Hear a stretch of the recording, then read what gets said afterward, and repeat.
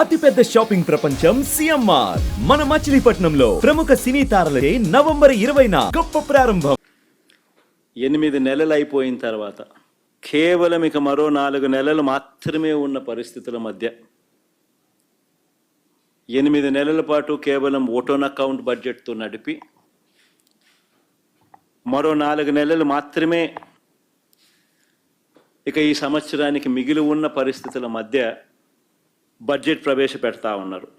ఆశ్చర్యం కలిగించే విషయం ఏమిటి అంటే ఇంతకాలం బడ్జెట్ పెట్టకుండా ఎందుకు సాగదీసినట్టు అని. ఇంతకాలం బడ్జెట్ పెట్టకుండా ఎందుకు సాగదీశారు అని అంటే కారణం, ఒక్కసారి బడ్జెట్ ప్రవేశపెడితే చంద్రబాబు నాయుడు గారి మోసాలు అబద్ధాలు అన్నీ కూడా బయటకు వస్తాయని తనకు తెలుసు కాబట్టి. ఒకసారి బడ్జెట్ ప్రవేశపెడితే తన మోసాలు, తాను చెప్పిన అబద్ధాలు అన్నీ కూడా బయటకు వస్తాయి. బయటికి రావడమే కాకుండా ప్రజలు కూడా మా సూపర్ 6 ఏమైంది, మా సూపర్ 7 ఏమైంది అని చెప్పి కూడా చంద్రబాబు నాయుడు ప్రజలు నిలదీస్తారు అన్న సంగతి కూడా తనకు తెలుసు కాబట్టి చంద్రబాబు నాయుడు గారు బడ్జెట్ ప్రవేశపెట్టకుండా దీన్ని సాగదీస్తూ వచ్చాడు. సాగదీస్తూ వస్తూ తాను కారణాలు చెప్పుకునే దానికోసం అని చెప్పి రకరకాల కారణాలు సాగదీతకు చెప్పుకుంటూ వచ్చాడు. పరిమితికి మించి వైఎస్ఆర్ కాంగ్రెస్ పార్టీ అప్పులు చేసిందని, రాష్ట్రాన్ని శ్రీలంక చేశామని, ఇలా రకరకాల సందర్భాలలో ప్రజలను మభ్యపెట్టే కార్యక్రమం చంద్రబాబు నాయుడు గారు, ఆయన కూటమి, ఆయనకు తోడు ఆయన ఎల్లో మీడియా, వీళ్ళంతా కూడా రకరకాల ప్రచారాలు పెడుతూ వచ్చారు. ఇవాళ సాక్షాత్తు చంద్రబాబు నాయుడు గారు తాను ప్రవేశపెట్టిన బడ్జెట్ పత్రాలే చంద్రబాబు నాయుడు గారి డ్రామా ఆర్టిస్టు అని చెప్పి చెబుతూ అవే సాక్ష్యాలుగా నిలబడ్డాయి. చంద్రబాబు నాయుడు గారు తాను చెప్పిన అబద్ధాలు ఎలా ఉంటాయి అని అంటే, ఆర్గనైజ్డ్ క్రైమ్ అనేది చంద్రబాబు నాయుడు ఎలా చేస్తాడు అన్నది నిజంగా ఈ బడ్జెట్ అనేది చూస్తే, తాను ప్రవేశపెట్టిన తీరు చూస్తే ఎవరికైనా కూడా సామాన్యునికి అర్థమవుతుంది. నిజంగా ఒక ఆర్గనైజ్డ్ క్రిమినల్ ఏ మాదిరిగా చేస్తాడు.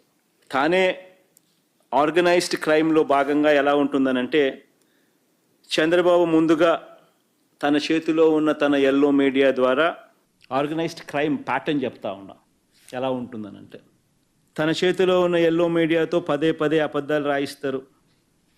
ఆ తర్వాత అదే విషయాన్ని ఇదే చంద్రబాబు పదే పదే మాట్లాడుతూ పోతాడు.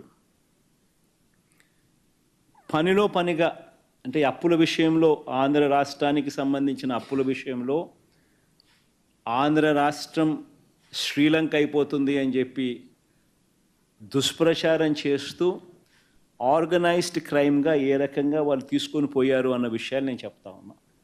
పదే పదే తన చేతిలో ఉన్న ఎల్లో మీడియాతో అబద్ధాలు రాయిస్తారు. ఆ తర్వాత అదే విషయాన్ని పదే పదే చంద్రబాబు మాట్లాడతారు. పనిలో పనిగా ఆ తర్వాత తన దత్తపుత్రుడితోనూ, తనకు సంబంధించిన ఇతర పార్టీలో ఉన్న తన వ్యక్తులతోనూ ఇవే విషయాలు మళ్ళీ పదే పదే మాట్లాడిస్తారు, ట్వీట్లు పెడతారు. చివరకు దాన్ని ఒక అంతర్జాతీయ అంశంగా కూడా మారుస్తారు. ఇదంతా ఆర్గనైజ్డ్ క్రైమ్లో భాగంగా వీళ్ళంతా కూడా చేస్తారు. ఎందుకు ఈ విషయాలన్నీ కూడా చెప్తా ఉన్నాను అని అంటే, ఈ ఆర్గనైజ్డ్ క్రైమ్ అన్నది ఏ విధంగా జరిగింది అని చెప్పి మీ అందరికీ కూడా ఎక్స్ప్లెయిన్ చేయబోతా ఉన్నాను. సాక్ష్య ఆధారాలతో సహా చూపిస్తా. మామూలుగా అయితే మీ అందరికీ తెలిసిన విషయమే, నాకు తెలిసిన విషయమే, అందరికీ తెలిసిన విషయమే, కామన్ సెన్స్ ఉన్న వాళ్ళు అందరికీ కూడా తెలిసిన విషయమే. ఏ రాష్ట్రమైనా కూడా, ఏ ప్రభుత్వాన్ని తీసుకున్నా కూడా ఆ ప్రభుత్వం అప్పులు చేయడము, అప్పులు తీసుకోవడం అన్నది బడ్జెట్లో భాగమే. ఇవన్నీ సర్వసాధారణంగా జరిగే విషయాలే. ప్రతి ప్రభుత్వానికి, ప్రతి రాష్ట్రానికి ఎఫ్ఆర్బిఎం లిమిట్స్ ఉంటాయి. కేంద్ర ప్రభుత్వం చెప్తుంది జిఎస్డిపిలో ఇంత పర్సెంటేజు మీరు బారో చేసుకోవచ్చు అని.